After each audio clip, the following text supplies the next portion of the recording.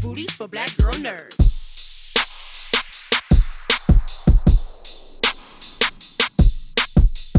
First of all, thank you for your time. Appreciate it.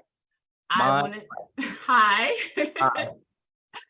I want to start with you, Lexi. This show focuses on friendships, loyalty, forming alliances. And although we see Isabella doing that with both Megan and Luke, it seems like the one person that she only trusts is herself. Is that a fair assessment of her character? And do you think she's like that because she's a bit of a loner? Yeah, I think that is definitely a fair assessment of her character.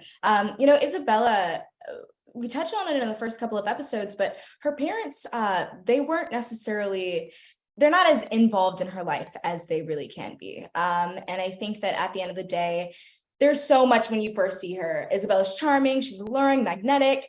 But when you really peel beneath the surface, you get to see that she's just a young girl that has never really had that sense of stability. She hasn't had her parents show up for her the way in which she needs to. And she also hasn't had, the friendships, especially female friendships, in a way in which she's kind of always desired to. So it was really interesting to be able to just peel all those layers of Isabella, because at first we think that we really know who she is, but I think that one of the biggest questions of the show is, who is she? Who genuinely is she? And everyone in Chatham questions that. Megan questions that. And I think that also there are parts where Isabella herself questions who she genuinely is on the inside. I love the mystery surrounding all of these characters on the show. And Sadie, Megan is also a conundrum in and of herself. She has a very compelling relationship with Isabella, which I find fascinating because she has a stronger allegiance to her and loyalty to her than she does with Luke, who she's actually known longer. So why do you think that is? Well, I think Megan and Luke's relationship, there's so much history there. They grew up together in diapers. So there's a kind of unconditional just lifetime friendship that runs so deep. And then I think that what's different with Megan's relationship with Isabella is that Megan's never really had that girlfriend, that female friendship that she felt like a sister that she could confide in the same way. She can't quite do that with Luke in the same way. There's always that slight separation there, and then obviously we see there's a separation there later too, because there's feelings involved with Megan and Luke, and so that changes the dynamic of their relationship. But yeah, Isabella is somebody that Megan's never come across before, who's so different than her and has such this amazing magnetic charismatic energy, and I think that's what entices Megan to her and makes their friendship so strong. And speaking of relationship dynamics, Griffin, there's a lot of manipulation happening between Luke, Isabella, and Megan.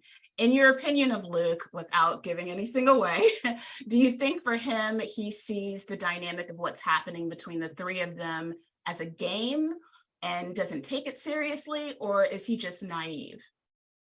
I think Luke is really just naive. Unfortunately, he is so naive. He thinks he can have his cake and he thinks he can eat it too, and he doesn't see any problem with that. Because I think he doesn't have a problem with it, but he recognizes that other people might, and he's trying to appease. But he also, at the end of the day, is just following his own instinct of this is how I feel, so this is how everyone should feel. And I think in Luke's mind, he just wants. I think I said it, he wants his cake and he wants to eat it too. He loves Megan. I think he's really intrigued by Isabella. And in a perfect world, he could have both of them and there would be no problems. But that's incredibly naive. Indeed, the love triangle, the relationships, and all of the back and forth that happens between these characters is so intriguing and so compelling. And I really enjoyed this show. And all the best to you when this gets premiered. I can't wait for everybody else to see it. And thank you so much for taking the time to talk to Black Girl Nerds. Really appreciate it. Thank you. I'll put headphones. Thank you. Bye. Take care. Bye.